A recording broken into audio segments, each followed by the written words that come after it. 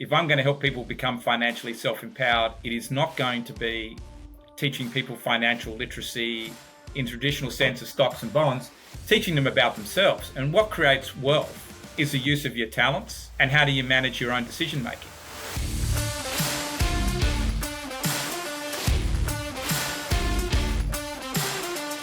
Friends, whenever I started DecaMillionaire Decoded, the podcast to teach business owners how to rapidly break through the resistances that you're facing, I had this one hole in my thought patterns, this one hole that I have been looking for an expert to talk to us as business owners for some time.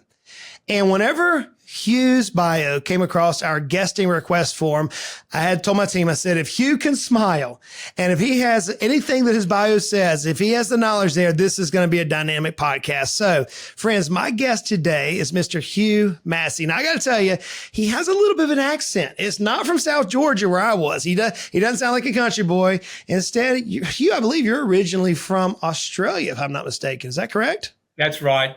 That's right, Justin, from Sydney, Australia. So I'm very much the deep south. That's true. You are the deep south, except your accent, it doesn't sound like y'all and pecans and tomatoes and things of that nature. But now you live in Atlanta, Georgia at this particular point. So Hugh, who is Hugh Massey? So one way of putting it across, Justin, is that I'm a reformed accountant. So my career started off as a CPA, or what we call in Australia a chartered accountant. And I did that for 10 years. I did a year of auditing, and then I was 9 years as a tax specialist. I lived in Southeast Asia for 4 years of it. And that was the start of my journey. And then at sort of age 30, 10 years into it, I looked at everybody above me where I was in corporate life and thought, they're not excited about life, happy. And do I want to commit to this for the next 10 years? No. And so I was already doing deals and things on the side. I had an entrepreneurial spirit, and I thought I just need to go out on the street with a clean sheet of paper and figure it out. Yep. And the only concept I had in my head was I want to provide people with a personalized experience in how they deal with their money. That's all I knew. And I left, no guaranteed jobs, consultancies or anything, and just went and figured it out. Interesting. So where did the behavioral side, because right now you're the founder of DNA Behavior International. How did behavior come about as one of your passions? And now that you teach business owners and successful business owners around this concept of behavioral psychology, various things of that nature. So let's say 3 months into my journey of being on the street, trying to rub two sticks together, I formed the wealth management business. Became a CFP. I did an MBA type course, started building the wealth management business. And a friend of mine sat me down one Saturday morning and she said to me, Hugh, you seem to be quite successful with this, but are you really happy? And I said, Sarah, no, I don't think I'm happy. I'm not excited about going to work every day. And she said, well, what would you be passionate about? And I said, I want to help people all over the world become financially self-empowered. That came from my subconscious. And I then, Justin, spent probably 6 months reflecting what that meant. What am I going to do about it? Because I knew if I said that, I had to do something with it. And I looked in my day journal, and there I was. I'd been writing about human behavior for 3 years. So I thought, okay, if I'm going to help people become financially self-empowered, it is not going to be teaching people financial literacy in traditional sense of stocks and bonds, teaching them about themselves. And what creates wealth is the use of your talents and how do you manage your own decision making. Today, we call that behavioral economics, but that's what it was. And then there's this other thing in the middle of it, stress. Money causes stress for people, and stress is also what causes certain types of decisions to come out. And I then had a chance meeting with a psychologist who came to my office for another reason. And I just downloaded this for an hour and a half. And she said, Hugh, it's what you're talking about is people have a natural hardwired behavior that governs their decision-making for life. And I said, well, I want to put a tailor-made suit on every person. That's my objective. I need to know this about each person. That was a Friday morning discussion. I hired her on Monday and we started building a system. How many years ago was that, Hugh? So that was in 2001. Oh, wow. That I had that chance meeting. The original conversation took place in late 1999. And so, I suppose over just in an 18-month period, I put it all together. And then Carol, who I hired, then said, you need to meet these guys in Atlanta. They can help you with this and meet the right people in universities to build a psychometric system. Because I'd figured out what I wanted and what I didn't want, even though I'm not at that time trained in human behavior in the same way as a PhD would be. I really basically connected with those people and said this is what I want as a package solution. Went to Atlanta 40 times in 4 years while still running the wealth management business, dealing with clients in all times of the night, whatever, looking after my team, whatever. And we built the system. And then I said, okay, this is really going to become my life.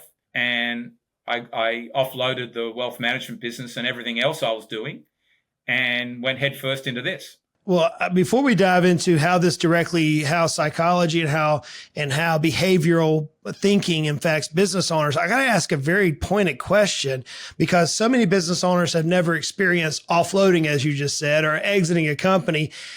How did all your training help you prepare, or did it prepare you for this exit? I can only imagine in my mind's eye, here you are, a successful financial advisor in Australia. You said, I think 40 times over 4 years you were in the United States, and which is not a small flight, by the way. That's a very time-consuming flight. How did all this time period help you for this offloading period of time? Because so many people don't think about whenever you exit or you leave your business, the mindset and everything that has to happen with that. So I guess I'm starting the end first with you in this conversation. Yeah, of course. I suppose I'm an interesting case because I sold that part of my business life, but I've still got the DNA behavior business. And I've had other, interests in other businesses along the way. But, and we can get to the mindset about that in a minute, because I think that's important as well. But I was so clear about my purpose, Justin, and that I decided that I didn't like being an investment manager. And we're talking a year before 2008, and I could see the writing on the wall for the markets.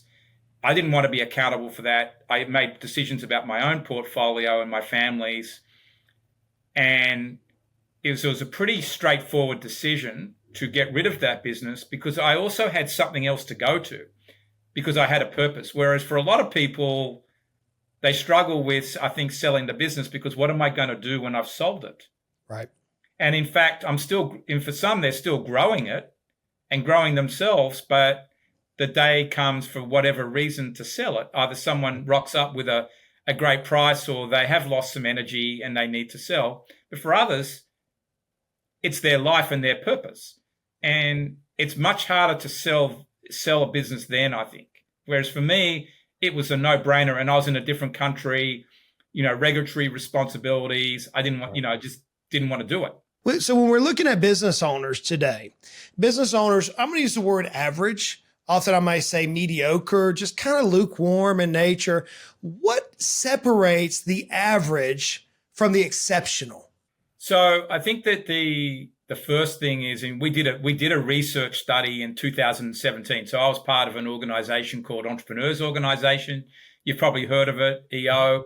I had access to, I was on the global board of it. We had access to a lot of people in my leadership journey.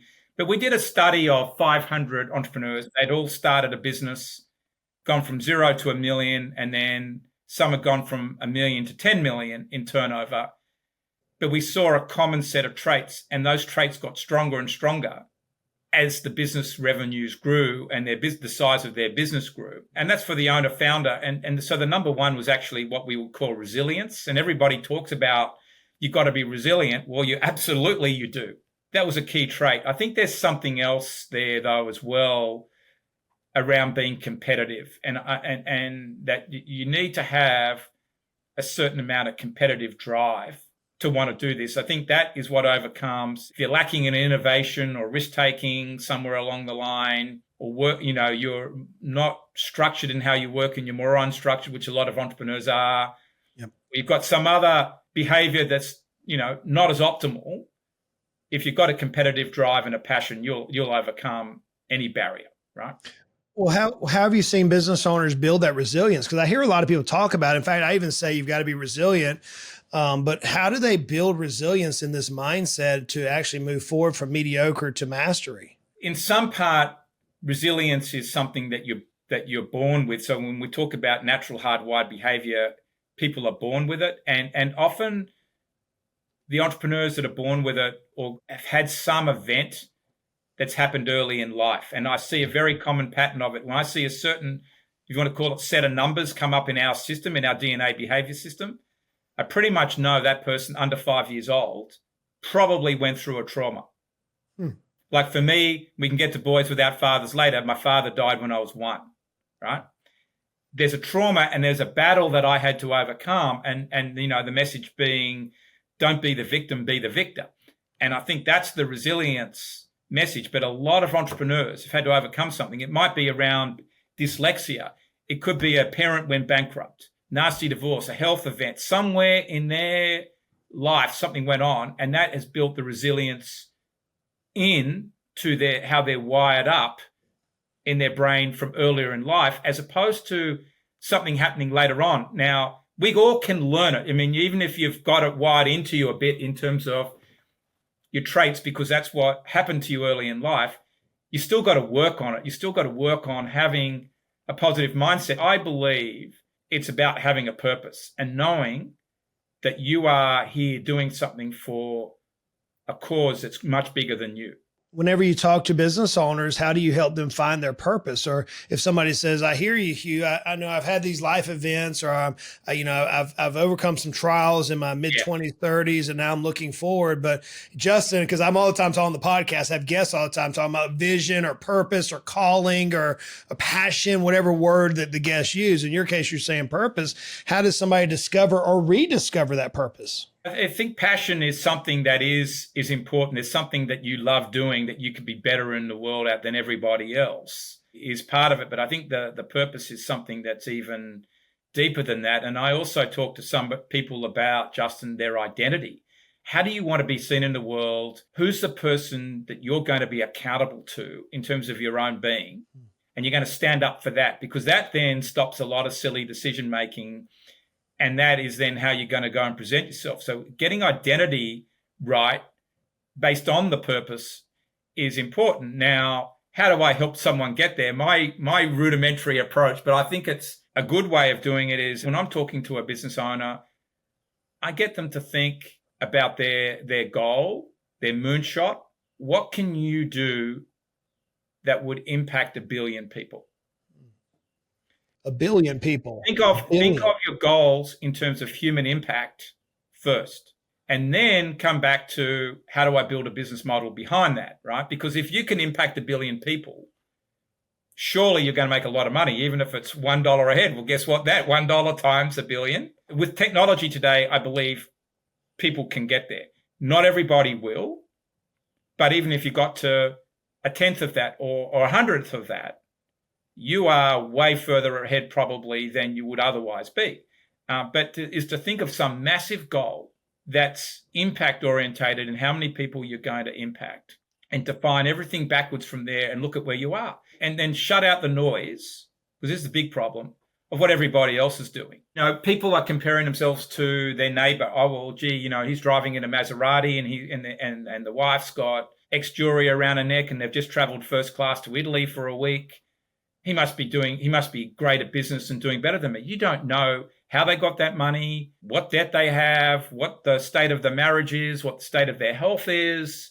You only can play your own game. The mental problems come when you start comparing yourself to others.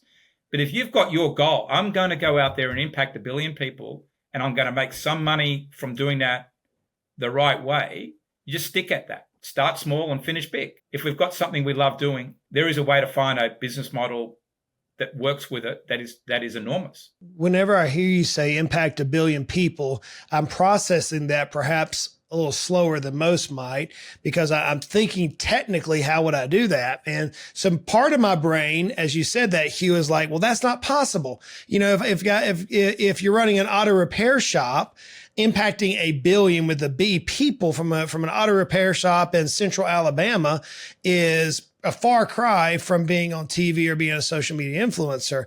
And at the same time, I'm like, well, but I think the point that I'm hearing, my opposite side of my head's going, could it be that the reason why many business owners stay mediocre or mundane or average is because we don't think big enough? And when you say 1 billion people, what I'm hearing in my other side of my head is to stretch our thinking far outside of just how it impacts us, but how do we influence masses? Am I thinking about this logically, or am I off the mark? That is exactly it, Justin. And I think you could sit there, just take the grassroots case of the automotive business owner. Maybe he, or it could be a she too, has stepped into their parents' business. Or they've bought it, or they've bought somebody else out, and you know what? They've actually got they might have quite a creative brain if they've done that, and they've figured out a different process or way to fix cars or a certain part of the car.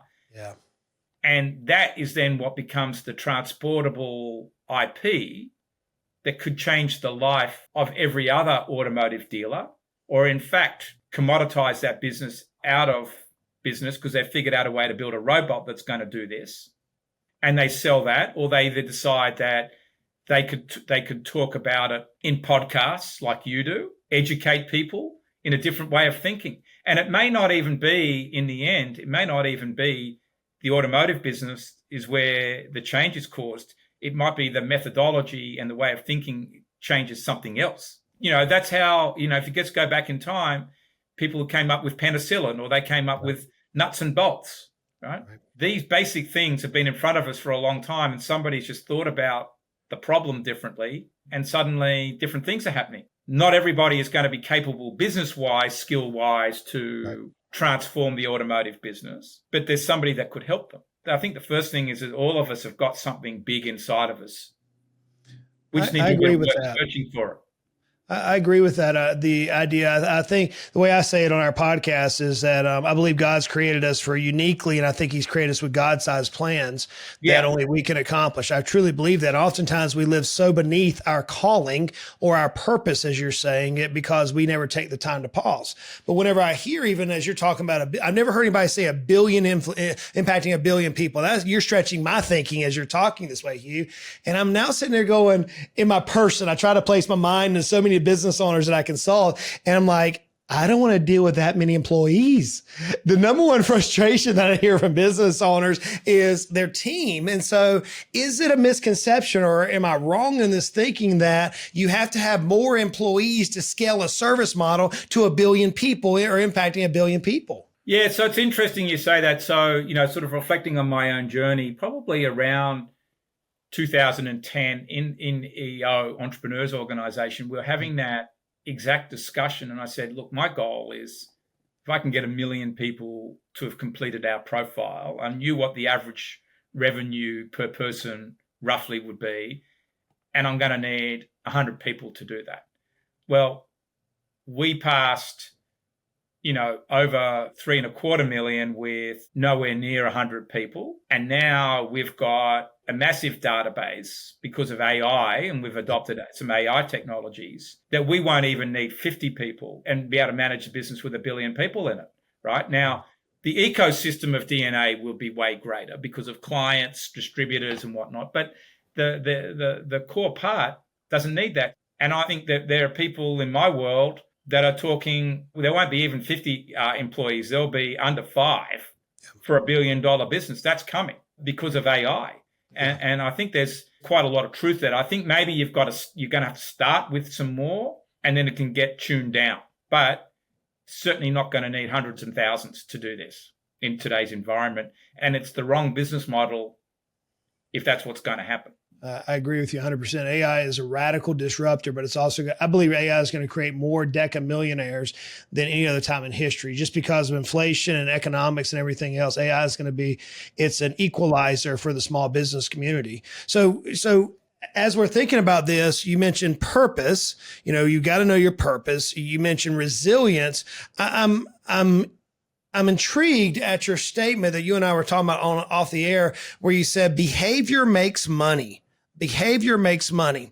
So Does it boil down to that simplistic of a statement where many business owners are average mediocre? They're doing their very best. They may break $1 million in top line revenue. They may make $100,000, $200,000 in take home pay, compared to the DecaMillionaire, the person who's done a highly successful business. It's in the top, 1 percentile. What intrigues me is I'm talking with DecaMillionaires, and I know you've had your share, talked to many of them as well in your career, is the people who ultimately succeeding at the highest level do the least amount of work. Whereas the people who are at the average or mediocre level are just in the grind and they can't get out of their own way. And this behavior or mindset or this behavior they're doing seems to hold them captive. So you made this statement that I jotted down that said behavior makes money. Let's double click on that and dive a little bit deeper in that, Hugh.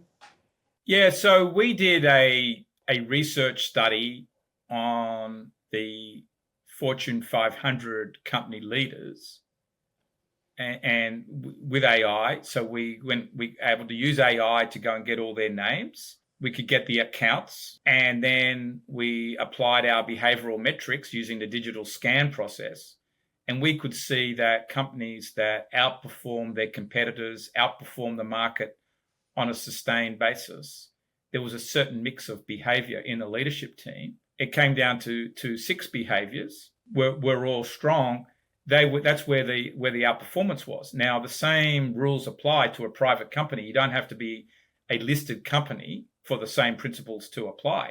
The strongest behavior is what we call financial goal drive. So those businesses that have a financial goal drive that's strong, the stronger that is in their team, the higher the profits will be. The next one is the innovation drive in the business, and then there's fiscal control. So there's no point having a lot of financial goal drive if then there's no fiscal control, right? Because you're not managing operating expenses properly and the innovation costs you a lot. Right. But when you've got those 3 together, particularly, and what we call a good relationship culture or relationship engagement, then you've got a very strong, sustainable business. Well, you mentioned 6 different traits, and I think I tracked down 3 as you were talking. Can you give me those 6 traits in order just so I can hear the traits? Because you got my mind piqued right now. So the first one is from an operational perspective, is a company focused on results. So that's got to be strong. The second one is the relationship engagement. So is there enough balance in the workplace in terms of how the people are treated and building the right culture? Right. And then we get into the very financial ones. So there's the financial goal drive. There's the innovation focus, which is can we innovate but also take risks? Can't just be Kodak. And Kodak actually came up with the idea of digitalizing film, but didn't take the risk. So you can't be that. And then you've got to have fiscal control. That's 5. So those 3 work together. That's really important. Those 3 are strong. And then the other one's financial prudence. So the overall governance structure that the company is keeping to its mission and the financial boundaries that it's set for itself. So you don't go buying businesses that are off the reservation, that type of thing. So you're keeping a strategic focus, I would call it. That's also important because it can become very distracting for businesses when the leader wants to buy something that is a shiny toy of a business, but it's not a strategic fit. Out of the 6 different behavior drivers, which one do you see the average business owner struggling with the most? I would say that the culture is the hardest one. Yeah. That's the one they get it wrong in, and that's where it falls over. The financial goal drive is very important in terms of having a competitive drive for sales, but you can somewhat build that in. Those people aren't often good at culture. You think about it, the hard nut salesperson that's a rainmaker. Yeah. A lot of the time, they might be good at cajoling a client to a sale, but they're not particularly good with their teams. And they, in fact, leave a lot of old clients behind, right? So that's what can happen there. But I also see problematic is spending too much money on operational stuff. That's a no-no. And then we've got the struggle today, probably particularly for bigger businesses, of innovating. And that we're all talking about AI, which is a revolution that's coming. Yeah. But it can't only be AI to improve productivity because you can only do that for so long. So if you haven't got the mind to invest in things that are actually going to lead to new products that involve AI, probably not going to be good. Well, so let's go back to culture, because I can see it all tying together. I see how culture drives the process, it drives innovation, drives controls. What is a tactical or practical step a business owner might deploy based on your wisdom, based on your behavioral research, in order to improve or drive the culture to the desired outcome? That's a good question. And what I say to CEOs is everything starts with you. Oh, wow. And so it's about your identity and how are you going to show up? And, if you want to show up suit and tie or just looking clean and slick, doing great presentations, but you're acting out badly out the back, as I would call it, you can take that wherever you want. It is not going to work unless you are authentic end to end. It doesn't matter whether everyone agrees with what you say, right? But if you're not authentic and you live your brand and your identity end to end every day, at work, at home, on the golf course, whatever, it's all going to fall apart somewhere. We can talk about authenticity, but you have got to be genuine. But that can only happen when you have your identity set. And okay, there's going to be some employees it doesn't wash with, right? Okay, that's fine. There's going to be some clients or customers it doesn't wash with. There's going to be some stakeholders. But be clear about that. But I think once you're clear with it, you can modify how you show up for those people so that you can draw them in nevertheless. And then once you've got that clear, you've got to be approachable and there's got to be compassion, right? And I think that some leaders are really good at dealing with the numbers. Gee, we've run into this wall, or there's a problem here in sales, or we're spending too much over here, as opposed to, okay, let's step back and say, what are the customers and clients thinking? Right. Look at where the problem's coming at. It could be just a wrong allocation of people. It may not change what we're spending, but the way it's handled would be different. And I think that's the behavioral awareness. And if you're not great at that yourself and you're the CEO, because your talents are somewhere else, you need a second in command that can do that. Yeah. But leadership's got to have some compassion in it, but it's got to always come from the courage to do the right thing, be prepared to admit you made a mistake. Like, I think we get trained a little bit. Don't tell anyone, and the lawyers will tell you, don't tell anyone you made a mistake. That's what's going to get you sued. I want to talk about boys without fathers, but before we go there, before we dive into boys without fathers, I'm intrigued on this, knowing who you are. Hugh, it's fascinating to me that when I'm talking to a successful business owner who's already admitted they're facing some sort of resistance, they've hit the proverbial ceiling, they've got something that's causing some heartache. And whenever I seek to exploit for the benefit of others who this business owner truly is, it's like we clam up, we hide behind this masquerade, unwilling to be, as you use the word, authentic, unwilling to open ourselves up and say, by God, this is who Justin Goodbread is. And I don't care if you like me or love me, I'm going to be true to myself. I'm going to work within these values that I've adopted over my 40, 50, 60 years worth of life.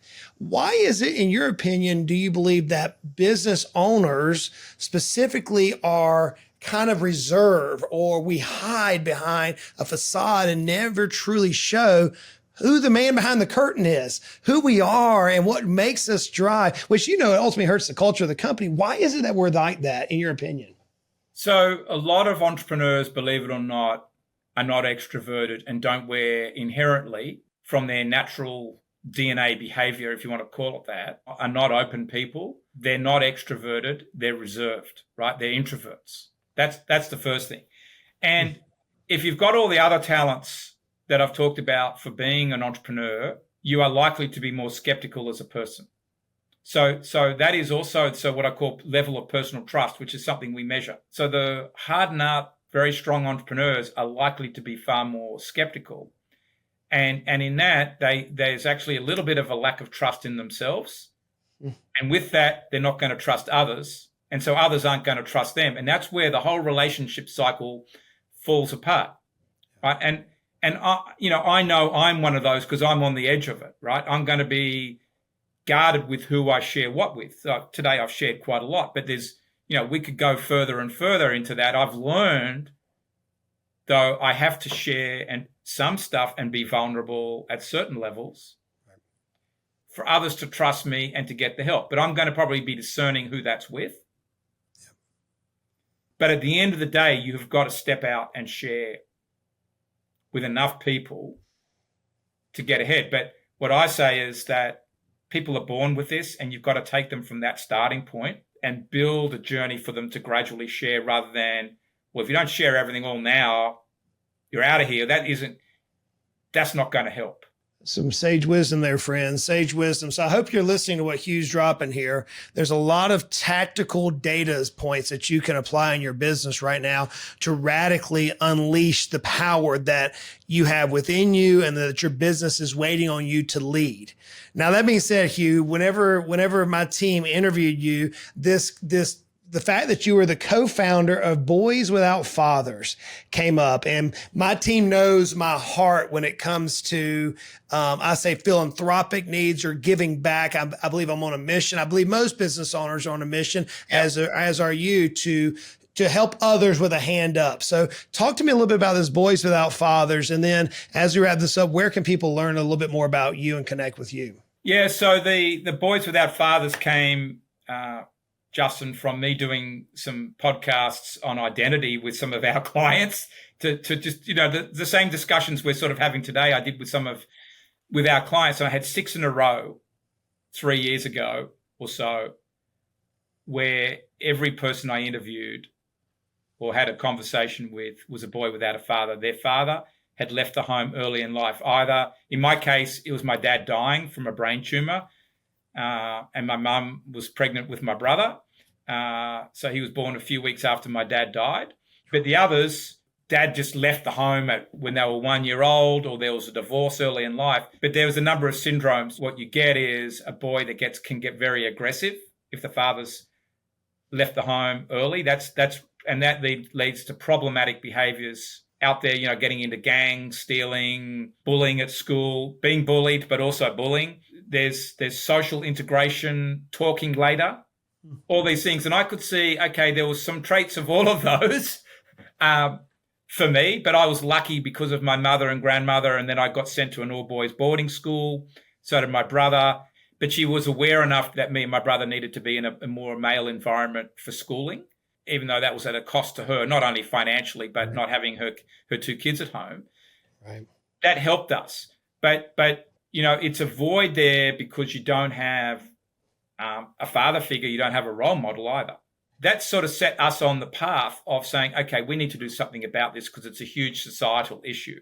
So that's where I've sort of made it my life mission, because I am in the area of behavior. And really, I had a part of my passion from early on. Once I realized that human behavior was going to become my path, that I knew this was about youth development as well. And it took me a long time to find the magic formula of how I was going to go about it. And now I have, and I help. We don't only do it just with one-on-one coaching and sort of some training programs. It's been done in different ways. Some of it's been done in prisons. Some's been done with kids that are 9 years old at certain types of schools. I've got Hope Performance Tennis, where we're training 2,500 kids in Ghana on how to play tennis to overcome these issues and get an opportunity. To me, it's about giving these kids an opportunity and to see life from a different side, and that you can go and be someone. You don't have to be stuck there in that start in life. Don't be the victim, be the victor. And I believe that God, and we can talk about, God having a plan for your life. Was that intended?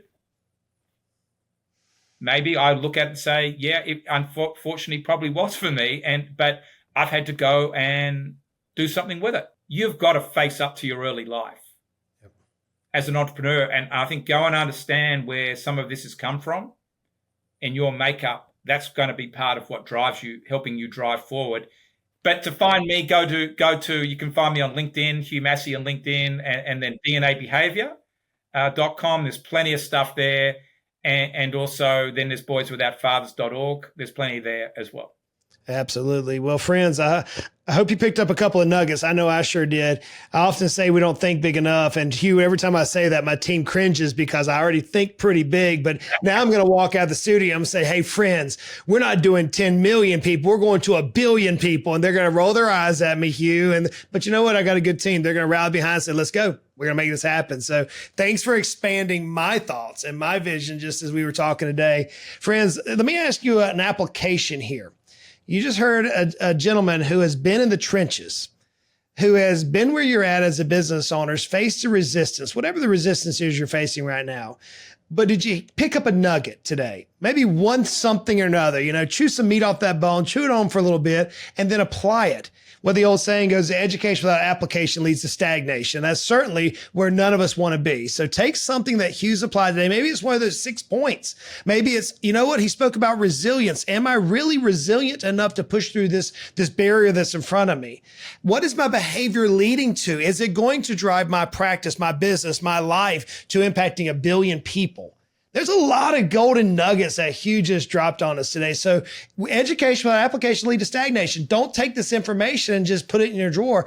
Pull over off the side of the road right now. Write down a little note to yourself and say, I'm going to apply this, whatever this is, in your business tomorrow.